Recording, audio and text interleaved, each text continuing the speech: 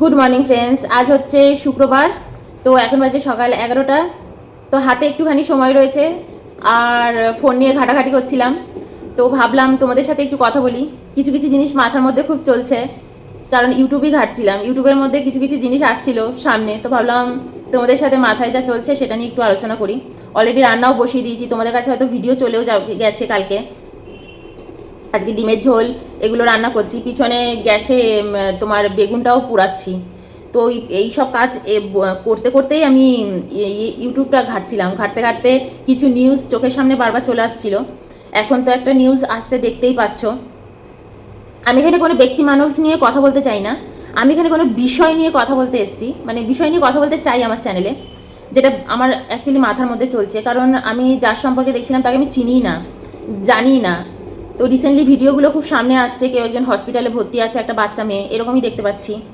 তো মাঝখানে আমি কিছুই বুঝতে পারছিলাম না যে কেন ভিডিওটা বারবার সামনে আসছে। আমি তো ওনাকে ফলো করি না লাইভেই।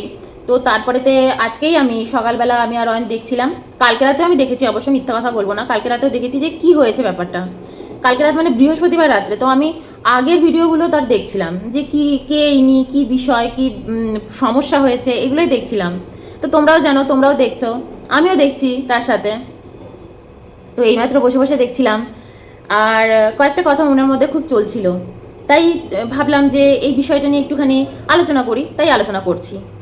কোনো এমন কোনো ইয়ে নয়, আর আমি কারোর এখানে নাম নিতেও চাই না, কারোর সম্পর্কেও কিছু বলতে চাই না, আমি বিষয়টা সম্পর্কে বলতে চাই। আমি আজকের যুগে দেখতে পাই যে প্রত্যেকটা ঘরে ঘরে মেয়েরা কিন্তু অনেক ইন্ডিপেন্ডেন্ট, তাই না? আগেকার যুগে আমি আমাদের ঠাকুমা দিদাদের দেখেছি বা বাড়ির বড়দের দেখেছি, তাদের সারাটা জীবন রান্নাঘরেই কেটে গেছে। ইভেন আমার দিদাকে আমি বলতে দেখেছি, বলতে শুনেছি যে আমি তো সারাটা জীবন এই রান্নাঘরে কাটিয়ে দিলাম সকাল থেকে রাত অবধি।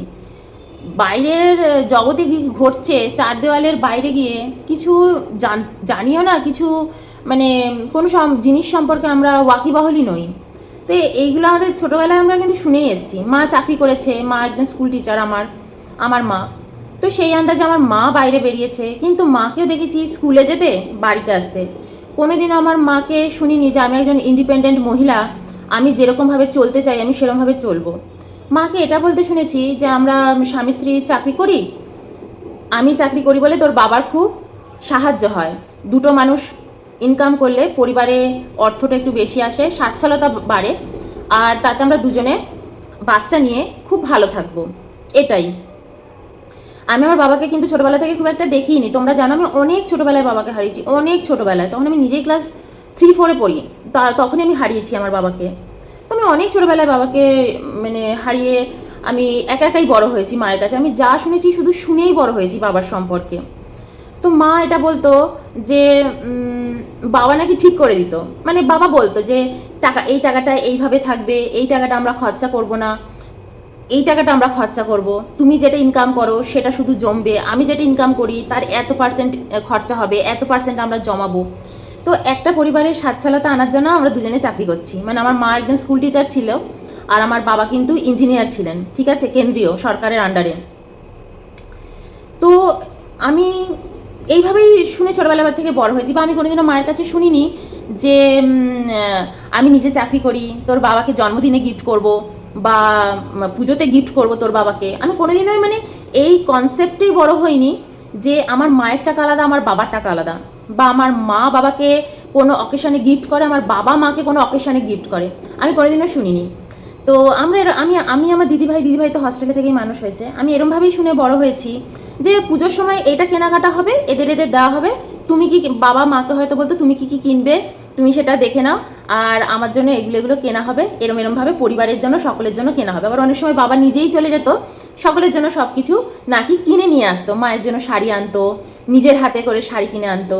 মাও আবার নাকি রেডিমেড সেন্টারে শ্রীনিকেতনে গিয়ে বাবার জন্য জামা কাপড়, সেই সময় তো শ্রীনিকেতনে শাড়ি শুধু পাওয়া যেত, জামা কাপড় পাওয়া যেত না, কিন্তু রেডিমেড সেন্টার বা অন্যান্য দোকান থেকে বাবার জন্য জামা, শার্ট, প্যান্টের পিস এরকম কিনে টিনে নিয়ে আসতো। তাই এগুলো আমরা ছোটোবেলা থেকে শুনে বড় হয়েছি। আমি যখন নিজে চাকরি করেছি, মা তখন আমাকে বলেছে যে দেখ, আজকে যদি আমি চাকরি না করতাম তাহলে তোর বাবার মৃত্যুর পরে তোদের কি হতো। কথাটা খুব সত্য কথা। তার জন্য মা কিন্তু আমার কাছে একটা শর্ত রেখেছিল যে যদি তুই চাকরি না করিস বিয়ে তো আমি দেবো না। তো এর জন্য কিন্তু আমার কাছে এটা একটা বড় চ্যালেঞ্জ ছিল, কারণ মা বলে দিল আর আমি চাকরি পেয়ে গেলাম, এটা তো আর হয় না।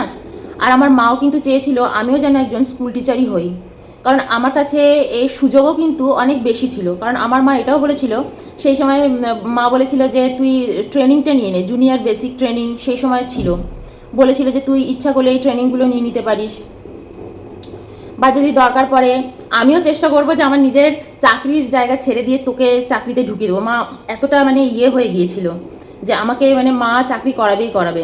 দিদিভাইও কিন্তু আমার দিদিও চাকরি করেছে, কিন্তু আমার দিদি শ্বশুরবাড়িতেও বলেছিল যে সবাই তো চাকরি করি, তুমি যদি চাকরি না করো তাহলে কি চলবে। আমার দিদিভাই কিন্তু সেটাকে অ্যাকসেপ্ট করে নিয়েছে এবং আমার দিদিভাই নিজের শ্বশুরবাড়িতে খুব ভালো থেকেছে।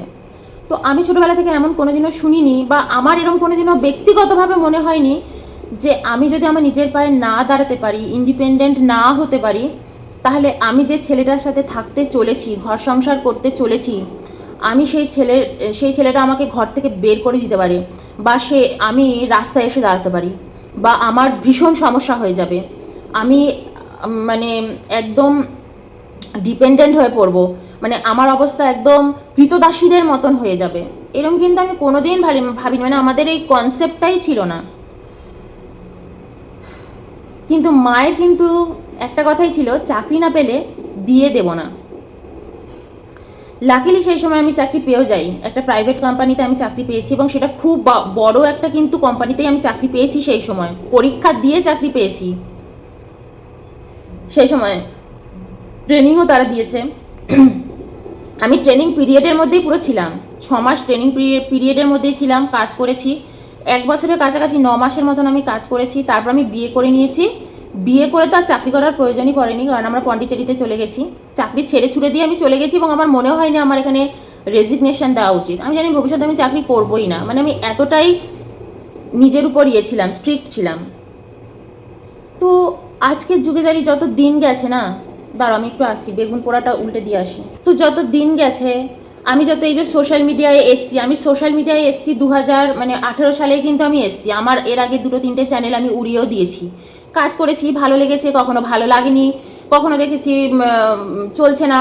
তো তখন তো অত বুঝতাম না যে এরকম নিয়ম আছে, ঠিকঠাকভাবে কাজ করতে হয়, ঠিকঠাকভাবে ইউটিউবে ভিডিও ডালতে হয়, রেগুলারিটি এত বুঝতাম না। তা চলছে না, উড়িয়ে দিচ্ছি, আমার ভালো লাগেনি।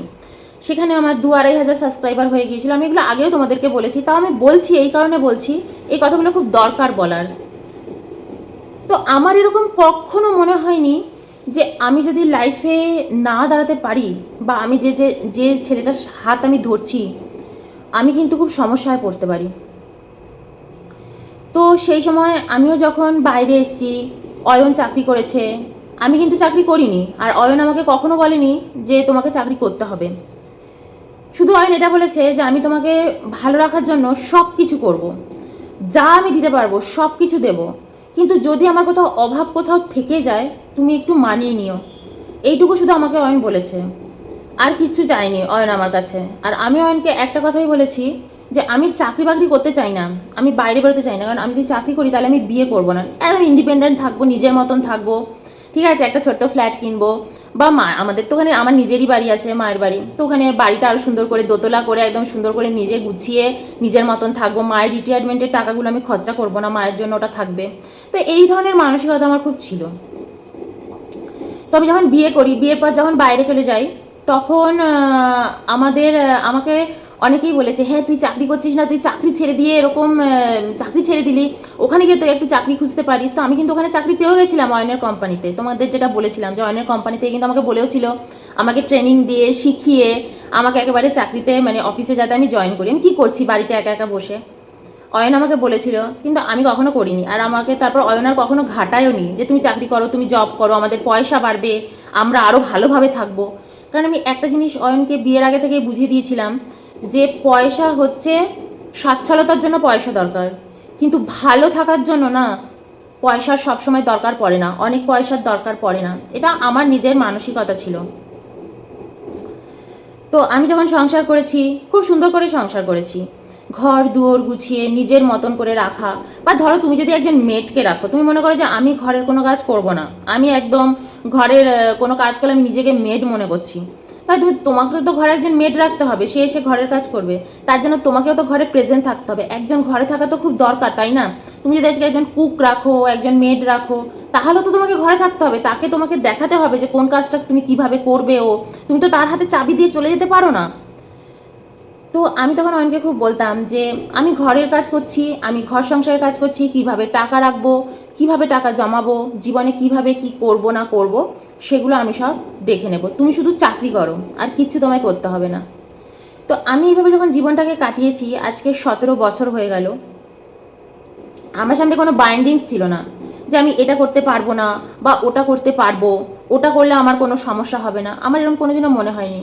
কিন্তু যবে থেকে আমি সোশ্যাল মিডিয়ায় এসেছি না, বা আমি এই ইউটিউবেই দেখতে শুরু করেছি যে সবার মধ্যে খুব ধারণা হচ্ছে তুমি যদি চাকরি না করো তাহলে তুমি বিয়ে করো না। কিন্তু আমার একটাই কথা, যদি আমি চাকরি করি বা তুমি যদি চাকরি করো তাহলে তোমার বিয়ে করার দরকারটা কি আজকের যুগে বসে? তার মানে আমাদের কোথাও না কোথাও একটা মানসিক সাপোর্টের কিন্তু সব থেকে বেশি দরকার পড়ছে, তাই না? পয়সার থেকেও বেশি দরকার। আমি যখন আজকে এই নিউজগুলো পাই না, যে যারা সব থেকে বেশি ইন্ডিপেন্ডেন্ট মেয়েরা, তারাই আজকে নাকি নিজেদের শেষ করে দিতে চাইছে, তারাই নাকি আজকে, এটা কিন্তু আজকে একজনকে আমি দেখছি না, তোমরা দেখো এই কয়েক বছর ধরে আমি তো এরকম টলিউডে দেখলাম যে সিরিয়াল করছে যারা, তারা তো কি মারাত্মক ইন্ডিপেন্ডেন্ট বলো, তাদের যে ইনকাম, আজকে একটা পড়াশুনো করে একটা ছেলে বা মেয়ে প্রেসিডেন্সিতে পড়ছে বা যাদবপুরে পড়ছে, পড়াশুনো করে শিখেও তারা চাকরি করেও সেই ইনকাম করতে পারছে না, তাই না? তারা ফ্ল্যাট কিনে মা বাবাকে ছেড়ে নিজেদের মতন তারা একা থাকছে, তারা কতটা ইন্ডিপেন্ডেন্ট। তারপরেও ভাবো তারা নিজেদেরকে মানে বাঁচিয়ে রাখারও যোগ্য মনে করছে না যে আমি বেঁচে থাকবো। তুমি চাকরি করে ইন্ডিপেন্ডেন্ট হতে চাইছো কেন? যাতে সমাজের বুকে তুমি নিজের জোরে বেঁচে থাকো, তাই না? অন্তত ওই আর্থিক দিক দিয়ে কেউ যেন তোমাকে মানে কি বলে ডেস্ট্রয় না করে দিতে পারে, তোমাকে যাতে কেউ ছোট না করে দিতে পারে, তুমি যাতে পথে না বসে যাও না খেতে পেয়ে, তাই না? এটাই হচ্ছে সবচেয়ে বড় জোর, আর্থিক জোর। ওটা যদি একবার তোমার ঠিক হয়ে যায়, তোমার নিজের জীবনটা কিন্তু মানুষের কি বলবো ডেস্ট্রয় হয়ে যায় না, বা নিজের জীবনটা কিন্তু মানুষকে কারোকে নষ্ট করে দিতে হয় না।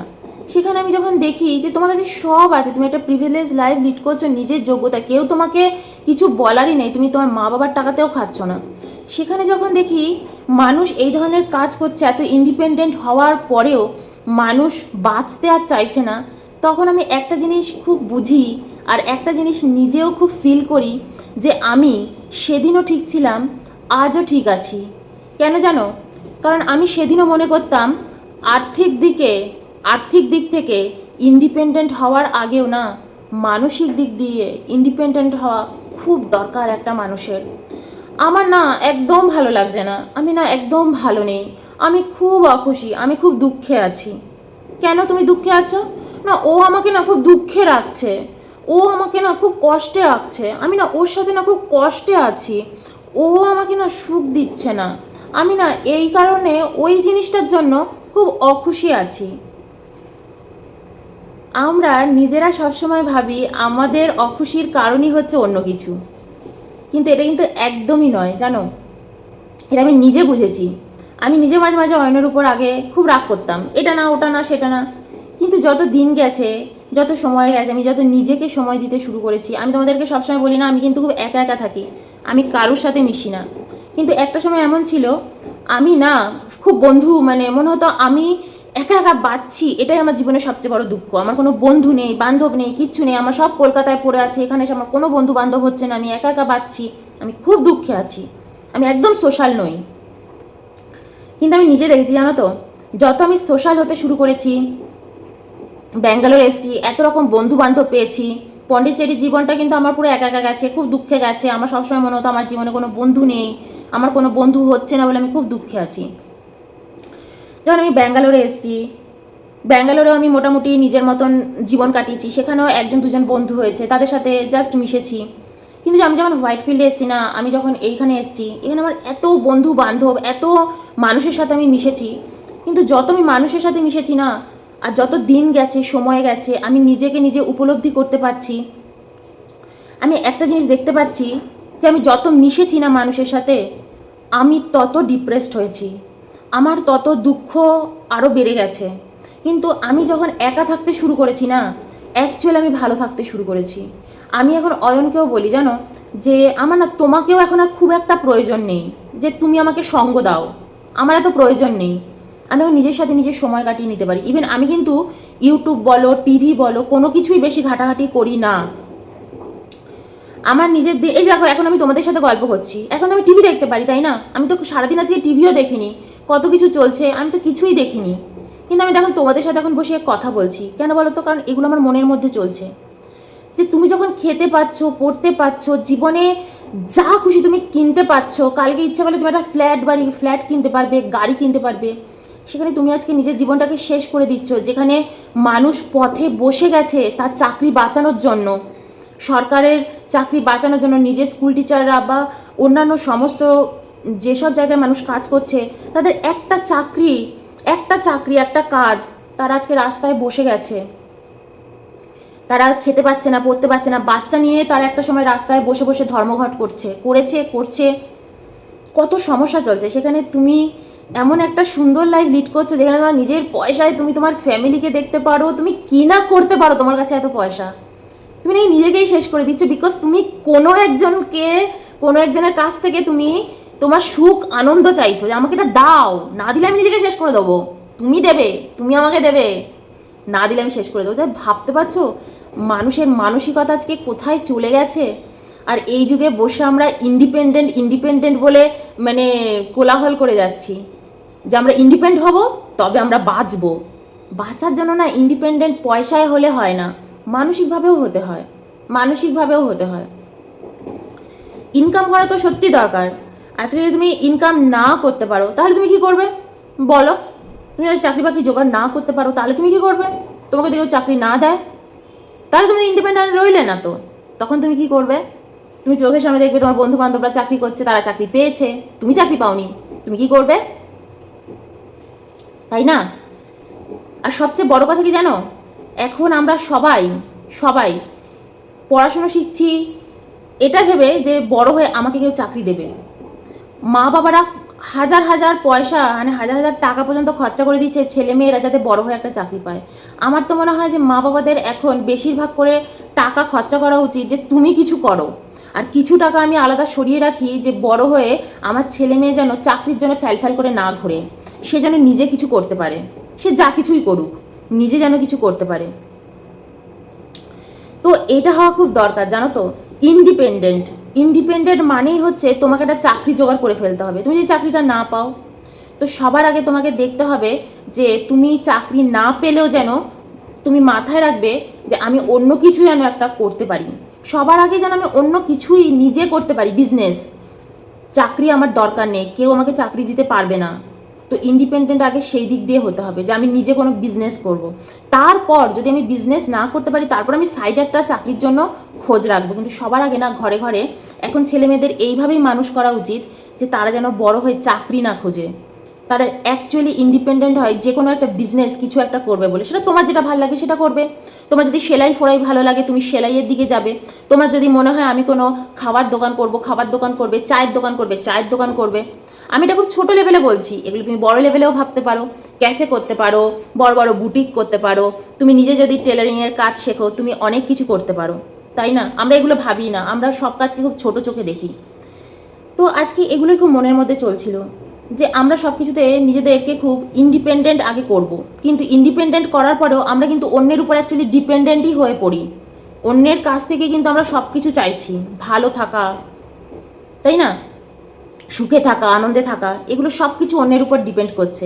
আর সব থেকে মজার জিনিস আমি এখন একটা জিনিস দেখতে পাই, আমি চারপাশে যখন তাকাই, যে আমি একটা ভালো চাকরি করব, আমি একটা মোটা ইনকাম করব, আমার একটা ফাটাফাটি বয়ফ্রেন্ড থাকবে বা গার্লফ্রেন্ড থাকবে, তাকে আমি একদম টাকা পয়সা গিফট দিয়ে ভরিয়ে রাখবো। আমার বয়ফ্রেন্ডকে আমি আইফোন এটা ওটা গিফট দেবো, আমার গার্লফ্রেন্ডকে আমি এটা ওটা দামি জিনিস গিফট দেবো, সে আমাকে ছেড়ে কখনো যাবে না, আর আমাকে এসে প্যাম্পার করে যাবে, ভালোবেসে যাবে। কিন্তু একটা সময় পরে না এই জিনিস বলো, এই সব কিছু বলো, খুব ঠুনকো হয়ে যায়, একদম ঠুনকো। তখন আর এগুলোর এত ভ্যালুই থাকে না। তখন ভ্যালু থাকে কিসের জানো? শুধুই মানুষের, মানবিকতার তখন ভ্যালু থাকে। তুমি যদি একজন যোগ্য মানুষ না হতে পারো না, নিজেকে একজন সৎ আর যোগ্য মানুষ না তৈরি করতে পারো না, আমি বলছি তুমি সারা জীবনে কোনোদিনও সুখী থাকতে পারবে না। তুমি সেজে গুজে সুন্দর করে মেকআপ টেকআপ করে একদম নিজেকে গ্রুমিং করে সাজিয়ে গুছিয়ে রেখে কিছুদিন নিজে কারুর মন ভোলাতে পারবে, কিন্তু তুমি চিরকাল কারুর মন ভোলাতে পারবে না। তোমার অরিজিনালিটি সবসময় বেরিয়েই আসবে কোনো না কোনো কারুর সামনে। এর জন্য আমি খুব মনে করি, প্রথম থেকেই যেন আমি এটা খুব বিশ্বাস করতাম যে আমি মানুষ হিসাবেই কারোর সামনে নিজেকে তুলে ধরবো, আর সে আমাকে অ্যাজ এ মানুষ হিসাবেই যেন ভালোবাসে। সে আমাকে একজন সুন্দরী, একদম সেজে গুজে থাকা একদম পটের বিবি এরম ভেবে যেন আমাকে কখনো বিয়ে না করে, কেউ যেন আমাকে ভালো না বাসে। কারণ আমি পটের বিবি হয়তো কিছুদিন সেজে থাকতে পারবো, তাই না, কিন্তু কয়েক বছর বাদে কিন্তু আমার এই রূপ যৌবন সব কিছুই চলে যাবে। তখন কিন্তু আমি আর তার কাছে প্রিয় হয়ে যেতে পারবো না। তাই কেউ যদি তোমার রূপ যৌবন এগুলো দেখে আজকে তোমাকে ভালোবাসে, তোমার কাছে কী কী আছে এগুলো দেখে ভালোবাসে, আর তুমিও যদি এরকম কিছু ভেবে থাকো যে আমি এগুলো দিয়েই তা কাউকে ভরিয়ে রাখবো, সে আমাকে সারাক্ষণ প্যাম্পার করে যাবে, তো মনে রাখবে একদিন তোমাকে মারাত্মক চোখের জল ফেলতে হবে। আর তখন তুমি যত বড়ই ইন্ডিপেন্ডেন্ট হও, যত ভালোই চাকরি করো, তোমার নিজেকে না ভীষণ তুচ্ছ মনে হবে। আর তখনই তোমার কিন্তু জীবনের প্রতি কি বলবো ঘেন্না ধরে যাবে, নিরাশা চলে আসবে, এই জীবন তোমার আর রাখতেও ইচ্ছে করবে না। আমরা কেন বাঁচি জানো? প্রত্যেকের কাছে ভালোবাসা পাওয়ার জন্য আর ভালোবাসা দেওয়ার জন্য। কিন্তু আমরা যখন দেখি, মানে আমরা যখন সেটাকে একটা ক্যালকুলেশন করে নিই না, যে গণিত এইভাবে এইভাবে আমি পাবো আর এইভাবে এইভাবে আমি সব কিছু দেবো, তখন না সব অঙ্ক তোমার গুলিয়ে যাবে। তুমি আগে থেকে ঠিক করে নেবে আমি এইভাবে এইভাবে স্ট্র্যাটেজি করে এগোবো, একটা রিলেশনকে এইভাবে এইভাবে রাখবো, কোনো দিন দেখবে সেই রিলেশন সাকসেসফুল হয় না। রিলেশনের মতনই চলে।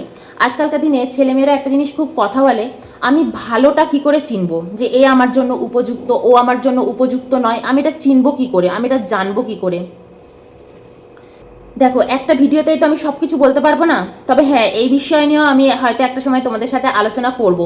কারণ আমার এটা মনে হয় যে মানুষ না এখন খাওয়া পড়ার অভাবে ভুগছে না, জানো তো, আর পয়সা কড়ির অভাবেও ভুগছে না। মোটামুটি সবার কাছেই এখন শিক্ষাগত যোগ্যতা আর একটা ছোটোখাটো চাকরি, নিজের পেটটা চালিয়ে নেওয়ার মতন একটা কিছু সে করেই নিচ্ছে। তবুও সমস্যা কোথায় হচ্ছে জানো? মানুষের মনে, মানুষের ব্যবহারে, চরিত্রে। এই জিনিসগুলো যদি কখনো ঠিক হয়ে যায় না, বা এই জিনিসগুলোর উপরে যদি মানুষ কখনো ফোকাস করতে শুরু করে দেয় না, আমি কিন্তু মানুষ বলছি, কোনো ছেলে মেয়ে বলছি না, তাহলে না জীবনে অনেক ভালো থাকা যায়, অনেক সুখে থাকা যায়। তো আমি এই বিষয় নিয়ে পরেও তোমাদের সাথে আলোচনা অবশ্যই করব। তোমরা আমাকে বলো, আজকে আমি যে কথাগুলো কিছুটা হিংস দিলাম বা কিছুটা নিয়ে আলোচনা শুরু করলাম, তোমাদের কেমন লাগলো? তোমরা আমাকে বলো, লাইক দিও, আমাকে কমেন্ট করো, এগুলোর মাধ্যমে না আমি বুঝতে পারবো। আর সত্যি কথা বলতে গেলে না, প্রশ্নও রেখো আমার কাছে, বা কোনো কিছুই তোমাদের জানতে হয় আমার সাথে না তোমরা কথাও বলো। কোনো প্রশ্ন যখন আসে না সামনে, তখন তার উত্তরের মাধ্যমে না অনেক কিছু বেরিয়ে আসে ভিতর থেকে। যেমন এখন আমি সোশ্যাল মিডিয়ায় যে নিউজটা কন্টিনিউয়াসলি দেখতে পাচ্ছি, তার সত্যতা মিথ্যে আমি আমি জানি না, কারণ আমি দেখেছি কালকে রাত থেকে, ঠিক আছে, আমি কিন্তু কালকে থেকেই দেখছি, আমি আর অয়ন দুজনে মিলে দেখছি। হঠাৎ করে যে এর ভিডিওটা সবসময় সামনে আসছে, একটু খুলি না, দেখি না ওনাকে হসপিটালে ভর্তি আছে, ইনি কে, একটা বাচ্চা মেয়ে। যত দেখছি তত আমি কিছুটা জানতে পারছি তাদের লাইফ দেখে, এটা দেখে, কিন্তু আমি সত্যতা মিথ্যা কিছু আমি জানি না। সে তার দিক দিয়েই সে কথা বলছে, তাই না? তো আমি এই নিয়ে না অনেক কিছু আলোচনা করতে চাই, অনেক কিছু বলতে চাই। একটা ভিডিওতে সম্ভব না, অলরেডি অনেকটা সময় হয়ে গেছে। তো আজকে আমি এইটুকুই কথা বলবো, সবার আগে না ইন্ডিপেন্ডেন্ট হও মনের দিক দিয়ে। চাকরি তো তুমি পেলে কি না পেলে সেটা তো তোমার হাতে নেই, তুমি চাকরি না পাও তাহলে তুমি কি করবে বলো? কিন্তু সবার আগে না মানসিক দিক দিয়ে তোমাকে ইন্ডিপেন্ডেন্ট হতে হবে, যে ঠিক আছে চাকরি না করলে আমি অন্য কিছু করে নেব, অন্য কিছু তো একটা আমি করবই, সে যাই হোক না কেন। আজকে আমি খাওয়ার ভিডিও করি, আমাকে কত লোকে বলে যে তুমি তো বেশ অন্যদের মতো নও, তাহলে তুমি খাওয়ার ভিডিও করছো কেন? কারণ আমার ভালো লাগে তাই আমি করছি, আমি অন্যের কথা ভাবি না যে কে আমাকে কি ভাবলো, কে আমাকে কি চোখে দেখলো। আমার শখ হয়েছে আমি করছি, তাই না? অয়না কিন্তু আমাকে বাধা দেয় না, অয়না আমাকে বলে যেটা ভালো লাগে সেটাই করো মৌমি, তোমার যেরকম ভালো লাগে। তো তোমার মানসিকতাকেও কিন্তু সেরকম উন্মুক্ত রাখতে হবে। আমি এটা করব, আমি তো ওদের মতন নই, আমি তো ওদের মতন স্টুপিড নই, আমি এরকমভাবে কেন খাবার ভিডিও বানাতে যাব? আমার খাবার ভিডিওটা একটু অন্যরকম হবে, আমি অন্যরকমভাবে আমার খাবারটা আমি কিভাবে খাই সেটা সবার সামনে আমি তুলে ধরবো। তো মানসিকতাকেও কিন্তু উন্মুক্ত রাখতে হবে। আজ আমি এই যে কথাগুলো তোমাদের সামনে বলছি, তার মানে আমি কিন্তু সেই কাজগুলো করছি, তাই আমি বলছি। আমি বলছি এক, করছি আরেক, তা কিন্তু আমি কখনো নই। তো আমি এই নিয়ে তোমাদের সাথে ভবিষ্যতে আরও অনেক কিছু আলোচনা অবশ্যই করব, কারণ মানুষ এখন সবচেয়ে অসুস্থ কোথায় জানো, সবচেয়ে বেশি গরিব কোথায় জানো, মনের দিক দিয়ে। মানুষ মনের দিক দিয়ে সবচেয়ে বেশি মরছে। চাকরি তো করছে দেখছি সবাই, পয়সা তো আছে, তাহলে তারা নিজেদের কেন শেষ করে দিতে চাইছে, তাই না? শেষ যাতে না হতে হয় তার জন্যই তো অর্থ উপার্জন। তো এটাই আমি বলতে চেয়েছি। আরও অনেক কিছু বলবো, তোমাদের যদি অনেক প্রশ্ন থাকে আমাকে করো, ঠিক আছে? আমি তোমাদের কারোর নাম নেব না, কিন্তু কোনো বিষয় নিয়ে আলোচনা করলে না আরও 10টা লোকের খুব উপকার হয়। তো চলো এই ভিডিওটা এই অবধি রাখি।